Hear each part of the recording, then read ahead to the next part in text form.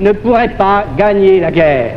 Mais il reste à faire en sorte que cette guerre soit gagnée par elle avec la France. Je dis la France, c'est-à-dire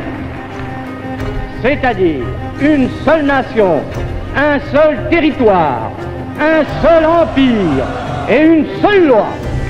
Alors, certes, l'Union nationale subissait de bien graves dangers, et cependant, c'est un fait qu'elle survive et qu'elle subsiste parmi les Français, qu'ils soient dispersés par la force ou qu'ils soient sollicités par le désespoir. C'est un fait que l'accord secret des âmes s'est réalisé, et c'est un fait que cet accord est maintenant public. La masse française est unie en réalité sur trois impératifs que voici. Premièrement, l'ennemi est l'ennemi. Deuxièmement, le salut de la patrie n'est que dans la victoire. Troisièmement, c'est dans la France combattante que toute la France doit se rassembler.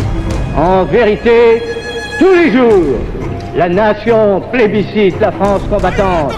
C'est vers elle qu'elle se tourne, c'est en elle qu'elle se reconnaît, c'est d'elle seule qu'elle attend la direction de son combat. La France est rassemblée dans une seule volonté et dans une seule espérance. La France tout entière, à la seule exception des frères.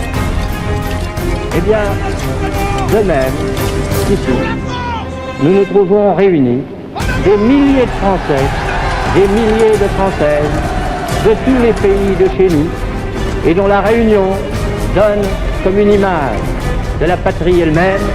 De même dit que nous nous trouvons réunis côte à côte, dans un même acte de foi, sous le signe immortel de notre roi de Lorraine. Ainsi, soyons-en sûrs, la France sera rassemblée tout entière dans le dernier effort qui l'attend, un seul combat pour une seule patrie. Vous me parlez de l'idée que je me fais de la France, ce n'est pas un sujet nouveau.